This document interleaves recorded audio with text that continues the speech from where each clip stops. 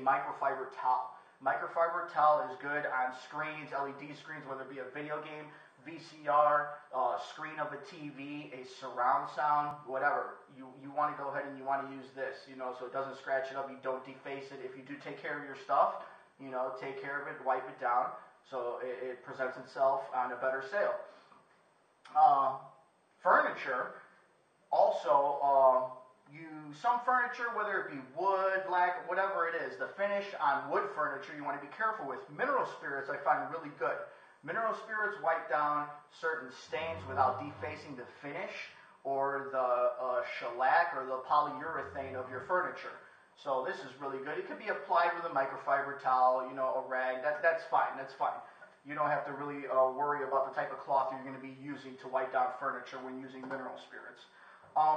For chrome, aluminum, like say for instance, again I'll go back to this blender. This blender has a aluminum face on it. I find Neverdull to work very, very well. It is a mesh type of wax. Tears apart, as you can see, it looks in here. Looks like what Rumpelstiltskin yearns up. Yeah, you just tear it off, and you go ahead and just wipe it down like if you were waxing a car. Let it sit for a little, and wipe it off.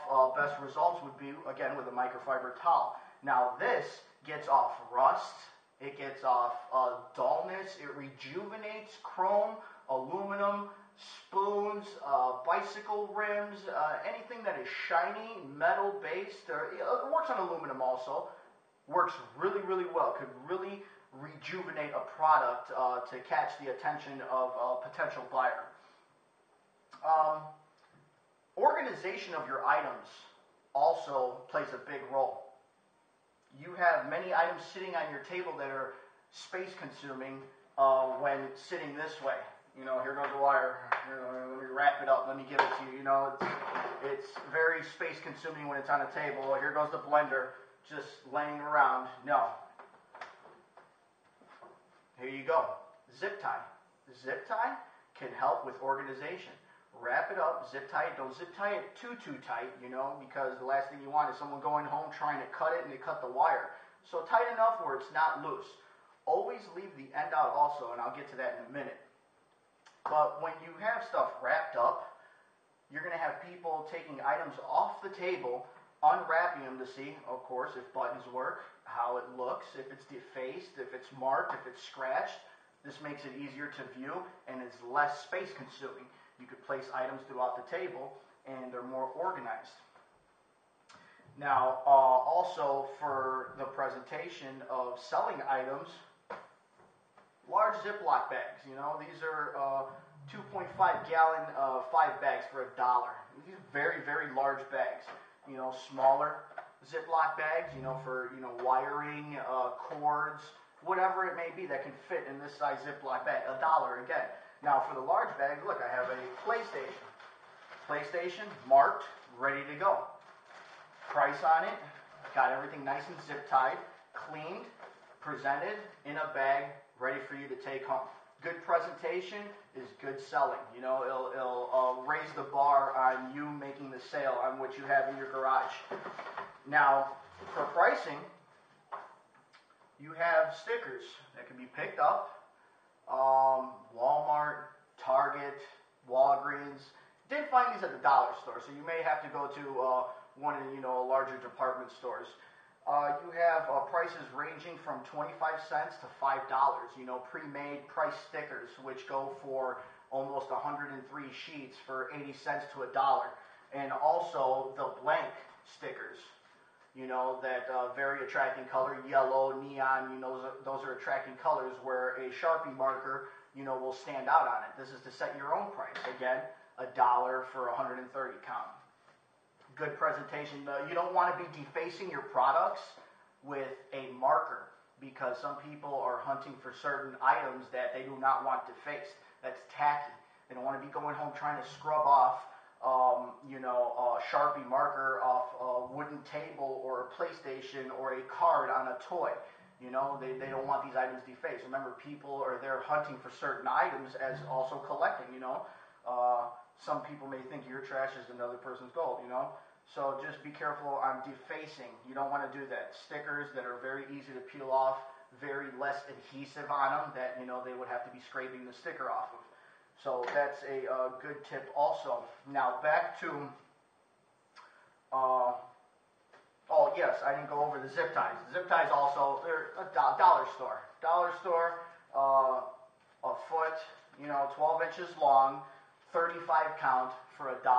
The reason I get 12 inches long, you may think, oh, we'll get smaller ones. You have small. No, it's better to have a longer zip tie because you could be tying up some sheets, you know, like I said, for space consumption, things to get more compact. So you may not know what size you need. And again, for an item like the PlayStation remote, you go ahead and you zip tie the access zip tie, just go ahead and snip it off with scissors. That's fine, you know, just throw the remaining away. So yeah, zip ties, those are very good to have. Rubber bands, or even your garbage ties that may come in the garbage bag, or the ties that come for sandwich bags. Those are good to use also. All these items, again, really, really cheap. Now back to leaving some slack at the end of a connector of an electronic item. Well, whether it be VCR, again, DVD player, TV, electronic video games, you're going to want to leave this available for a reason of you're going to want an extension cord going up to the table where you have most of the electronics. A TV would be really helpful to have also because a base sense of security for a buyer, knowing that this item works, it's functional, is more comfortable on making you the offer that you're asking for, you know, because negotiation time could be a very, you know, long dance or short, you know, it's a dance. I figure, you know, you're waltzing back and forth, negotiation. So an extension cord is good to have because the last thing you want is people going to your house, inside your home, your apartment, wherever it is, parts of your property that you do not want outsiders.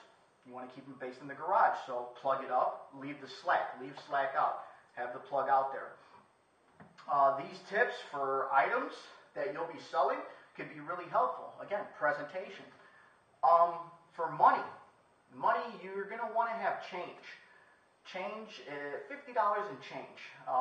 Fives, singles are good to have, I find. Coins, you know, quarters, nickels, dimes, whatever you feel is a good substantial amount of change for people coming with large bills.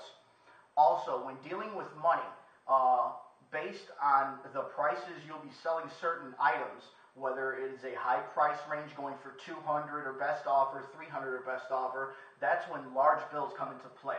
What's good to have is a marker that identifies real bills. That's good to have because if you're selling something for $300, you got somebody giving you all 20s. The last thing you want to do is go to the bank, hand in almost $300, most of it is fake 20s, you know, then there you go. Now you're under investigation for some guy that pretty much took you. So I don't have a marker with me now, which I need to get before my garage sale.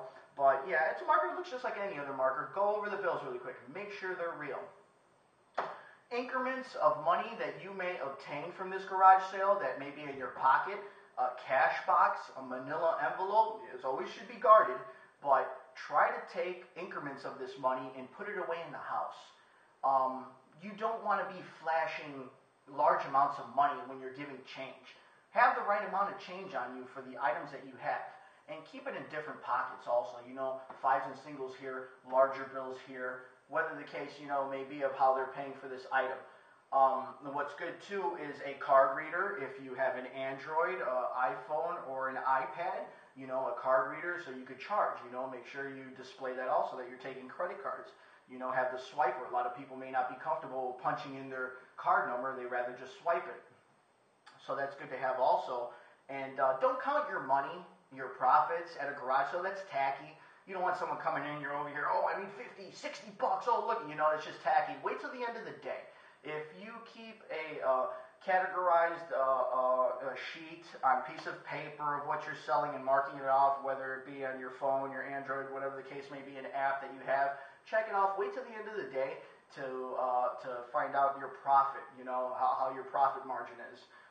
So yeah, don't do that. That's tacky.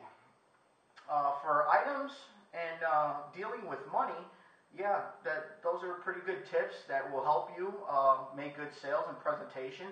Also, what's good is refreshments and snacks.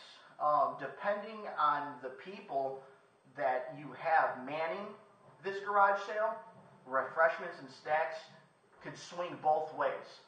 Now, you can have two people, you and your significant other, manning this garage sale. Well, you really don't want to be concentrating on a whole bunch of refreshments and snacks for $1 or $1.50 when you have items that are 50, 60, 70 bucks that you need to concentrate on selling. It's going to be time consuming. So make it simple. Make it simple. Pop, bag of chips. Pot of water, bag of chips. 50 cents, $1, quick transactions. Nothing that you don't want to be manning or setting a big focus on.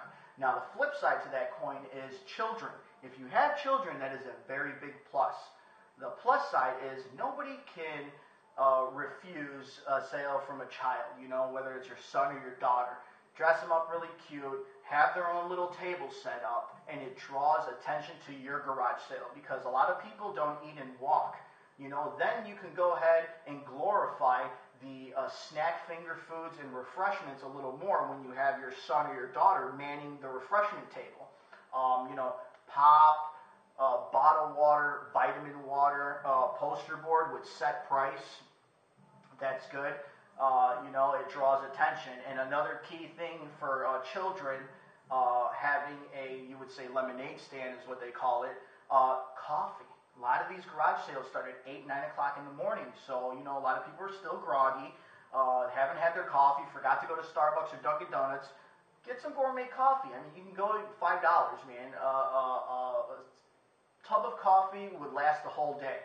And a good dispenser is a self-dispenser, which you press your cup on it. Because psychologically, a lot of people with sanitation, when they see a coffee pot, they don't know if it's being cleaned the right way. It might be a turnoff. So, a coffee dispenser where they can push their cup on, cream and sugar off to the side in a bucket where it's sitting in ice, make sure, because these are things you're feeding people. You don't want people to get sick. Make sure you have your cream.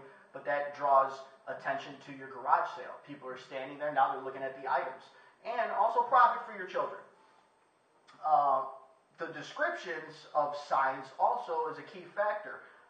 The signs, poster board, again, these poster boards that you can pick up at the dollar store, posted in front of your table, for the lemonade stand or for your items can bring down the jibber jabber and questions that you may have to ask. At one point, you will probably have 10 to 12 people in your garage and you can't be everywhere at once.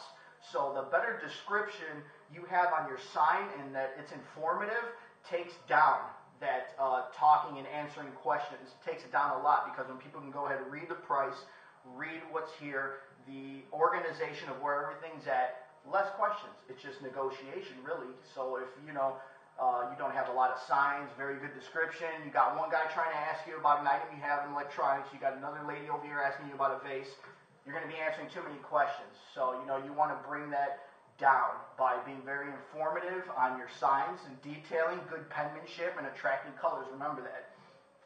And overall, with these tips and cost-effective, should make your garage sale not so overwhelming and not so time-consuming because, yes, I know we all have priorities in life, whether it's job or kids or just, appointments we need to keep in our personal lives. So follow these tips. They could be really helpful. They're helping me, and I just want to go ahead and help the people too. So it's less time consuming and also raise that profit margin at the end of the day because it's all about the money, right? The money is what makes this world go round. I hope my tips were helpful. I'm Tony again. This is Tony Tips. Wait for my next video that I will be posting soon, which is the counteract to garage sailing, the hustler point of view. Going and getting good deals and what you have to do to get the item that you want for the price that you want. So look out. Tony's Tips. Have a good day.